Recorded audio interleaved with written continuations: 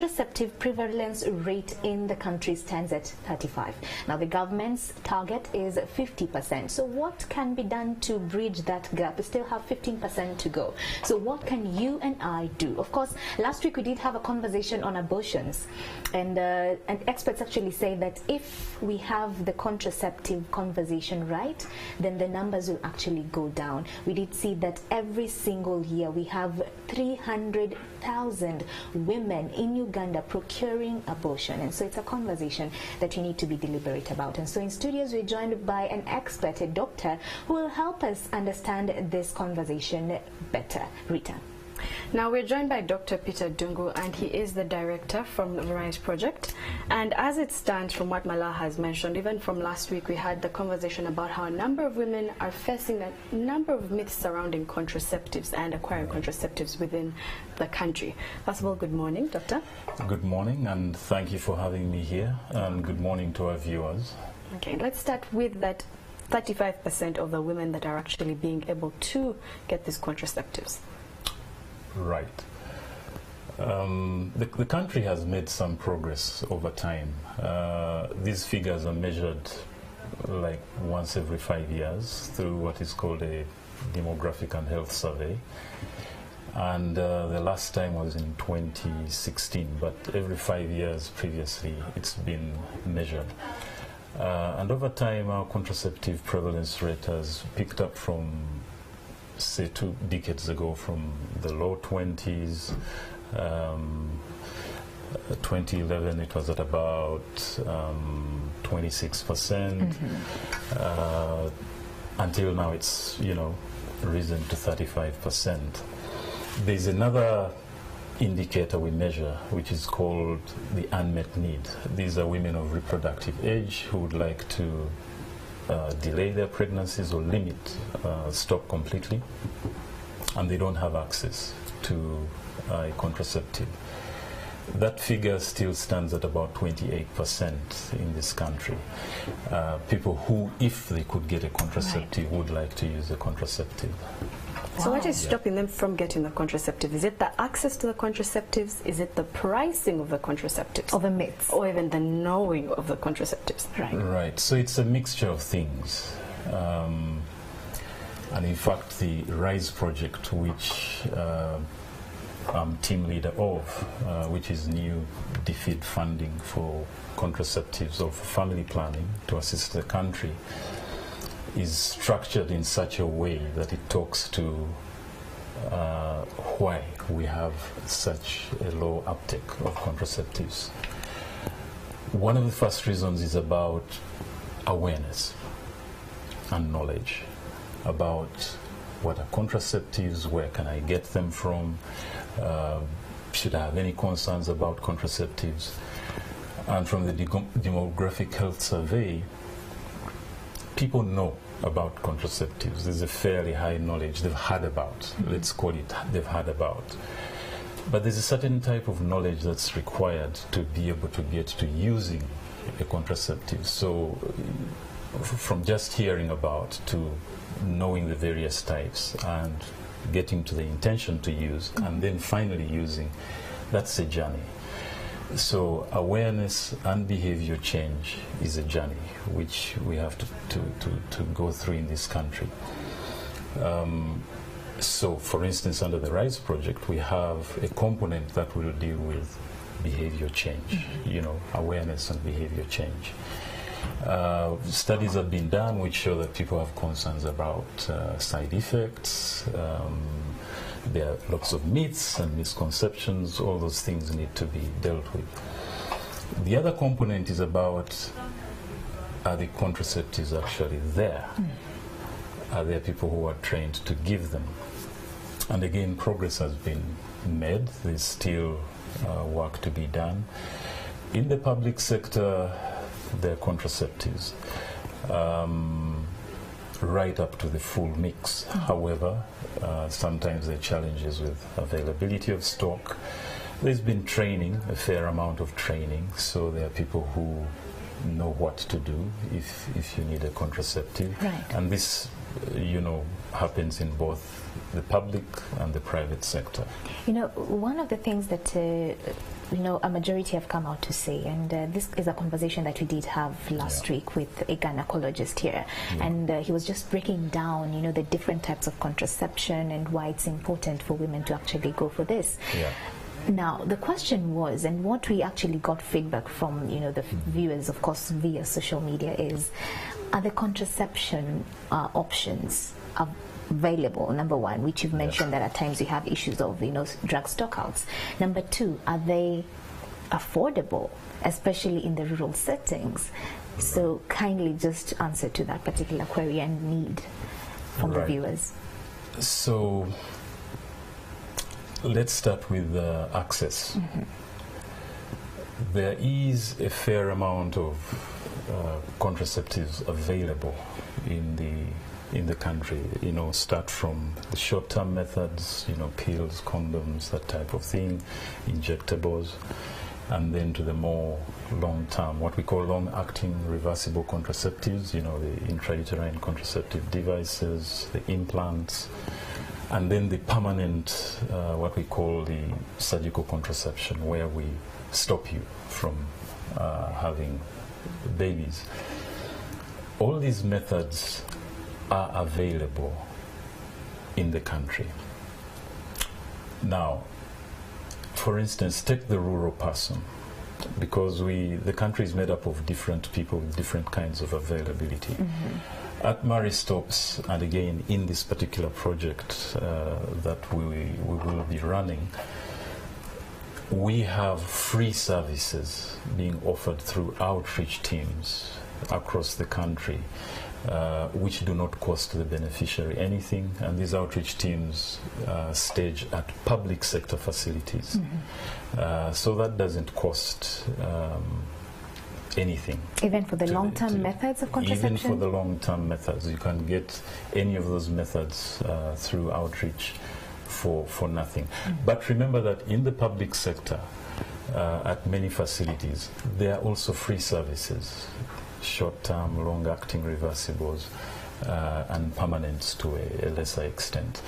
We just complement what the government of Uganda does. And of course the funding Maristops uses in this particular project is from UKID or DFID, and it enables us to do a range of things. So 30 outreach teams, free services. But we also do some work in the public sector. We accredit private clinics, get them to a standard that is similar to the Maristops standard, and they provide services for a subsidized fee using vouchers. So if someone buys a voucher for 2,000 shillings at one of our accredited clinics, they're called Blue Stars, you can get any method. So what you're saying is that in any public center in the rural setting, they should be able to, give you the services at no cost. Yes, that's what it should be. And as you talk about the fact that there are free services and also some subsidized services, for a viewer out there, because across the country someone is watching and wondering, how can I get access to this? Because I want it, I can't afford it, but turns out I can now afford it. What is the coverage of the RISE project with Maristops Uganda? Right, so the RISE project will be serving 6 regions out of the 10 regions in Uganda. However, Maristops goes beyond, these regions. So those just talk to where the funding from DFID or the UK government over the next 5 years, about £38 million sterling, will help us to do, this work. Now, let's start with what's in the public sector. Walk to your nearest public sector facility. They should be able to give you, if not the full range, at least you'll have, a discussion with, a health worker.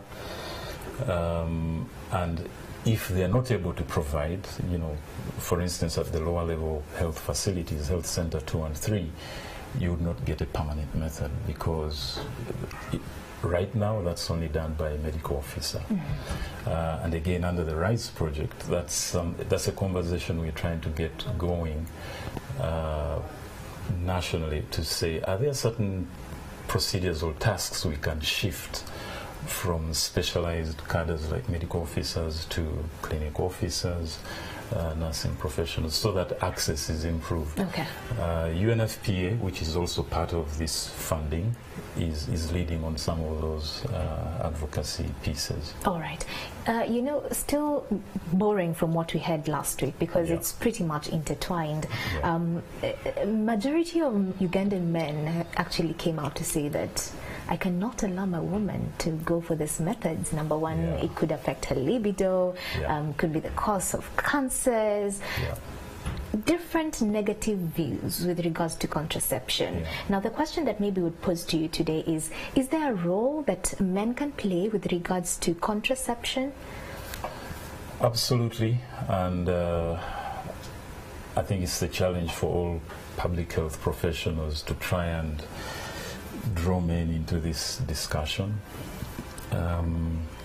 Typically, health seeking is left to women and children. If you walk into any health facilities on any given day, what you'll see is women with babies. And so the men typically don't, walk into health facilities. So the challenge is, how do you kind of get out of the box and begin to interact with men in a way that they will see that this requires their support, because a lot of women are constrained sometimes in getting access to contraceptives. Now, under the RISE project, we have an approach that will use what we call radio serial dramas over a long period of time to get the community talking about issues that are not normally talked about. And we are hoping we can get, men into the conversation. But if I can speak from my own personal experience, and maybe it helps because I'm a medical person, in 2010 I opted to go take up a vasectomy. We had gotten 3 children. I felt that was adequate. We agreed with my wife, and knowing the surgical procedure for a female and a male, because I'd done this way back when I used to do clinical practice, I knew it was simpler for me to take a vasectomy than for her to get a tubal ligation. And when I asked myself, at that time I wasn't working with Maristops. 5 years later I would, join Maristops. But I asked myself, who does this routinely, commonly, and is good at it? And so I called up Maristops. They gave me a Saturday appointment. I was working up country at the time. And I walked in, got examined, and got my procedure in about 20 minutes. Wow.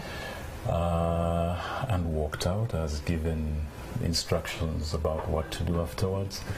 I was talking to the practitioner throughout the procedure. You're given a little anesthetic, you don't feel pain. So it's just a tool that helps families, craft the kind of quality of life they want for their families and children. I think that's what would make sense to men. It's about the quality of life for the family. You can't structure it as a health conversation. As you speak about this, I think there's a woman out there who's agreeing, as we are in CJ, saying that maybe the men need to now be a part of the conversation about contraception and contraceptives within the family and family planning.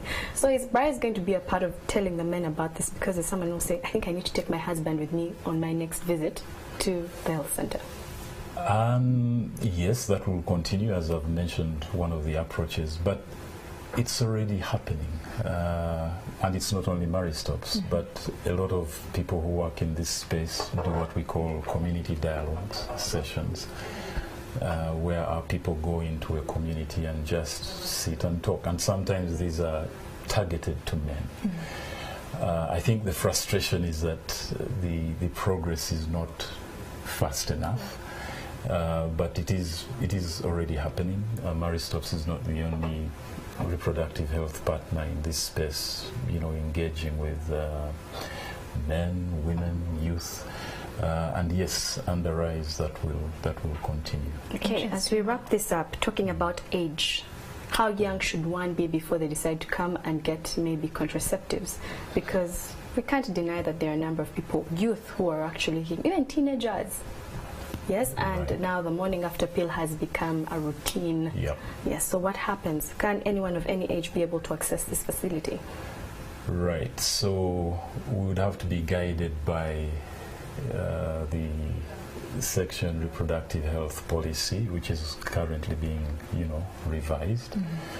But the quick answer for me to you would be, as long as you're sexually active, you're at risk of getting pregnant. And research conducted in this country shows that what they call median age, not average, but median age for starting sex in this country is about 16 for girls, especially rural girls. Right. It's a little bit later for the urban. And they get married at about 19. Right. They tend, by the time they start using contraceptives, it's about 7 years on average from the research that was shown. By that time, they already have 2.3 children. Wow. So by the time that this group is using contraceptives, they've already, out of the door. So my simple answer would be, if you're sexually active, there's a simple medical technology, it's called contraception. We've gone into some communities where mothers actually bring their teenagers and say, please talk to this girl, because they can see. But here's the thing with family planning, it's not forced upon anyone. It is, you have to be counseled. Right. It's the very first step. You've got to understand what's available, what it might do to you, and what is right for you. You have to be examined, and then the method. So is provided given to you're actually sexually active, go get contraception. Yeah. As we come to a close, just tapping into your experience, and thank you so much for sharing, of course, your experience, because I'm sure men are watching, and right there you've convinced them to be part of this. Vasectomy. Yeah. How long does it take to heal? Because I'm sure that's the question that is coming through. You having gone through it, and the majority are like, is it going to be tedious? Is it going to be painful? Number one, you say that, anesthesia is actually administered, so it's painless. Yeah. But what's the healing process like? It's actually quite fast, because, again, techniques have improved. When I used to do clinical practice, we would do 2 little incisions on either side, the left scrotal sac and the right scrotal sac, pull out the tube tight, put it back. These days, we just go through the midline, hook, both tubes, tie them, put them back. And within, I would say, about 10 days or less, you're good to go. There's nothing, you don't need a dressing, you're good to go. The instructions about, so you'd continue to use a condom for the first 20 ejaculations or so. You're getting back to check whether the semen now has sperm or not before you're free. At a health center? At a health center that can do these checks. Any but side healing is quite quick. Any side effects? A majority say that libido will be affected. Is there anything like that? Absolutely not. If anything, it has given me... so if there's no complication with the procedure, and it is a simpler procedure than even, the tubal ligation for females, everything else continues. The only thing you're producing seminal fluid without sperm, and libido is not affected. If anything, your peace of mind allows you to perform enjoy better yourself. So there's I think we should get to a point in this country where we do things from a point of being informed and being knowledgeable and what works for your life, and then you structure your life. Right. Okay. Yeah. Interesting. Thank From you the so words much. of Dr. Dungu Peter, he is saying you should do it from a point of being informed. And I think it's what you have done this morning, which is share some information. And if you want to even get more information, I would tell you that perhaps Mary Stops Uganda is a place, and also the RISE project. Yes, Is funded by DFID for the next 5 years. It's given us the capacity to stay here and provide services. Okay, Thank you so so for much. each and every woman and man now that has been watching, you have access to contraceptives and contraception. So Uganda, surely we might get to that 50%. We need to if we are to, get our fertility rate to a level where we can realize, because we want to become a middle-income country. Yes, we do. That is the plan at That's the the end of the whole day. point. Okay, so as we get to that goal, thank you so much, Dr. Peter Dungu, for joining us. He is the director of the RISE project, Mary Stops Uganda. Now you know what you need to do. Do not say we didn't tell you. Morning at NTV. We'll be coming right back. The hashtag is Morning at NTV if you'd like to share anything that has been mentioned in our conversation.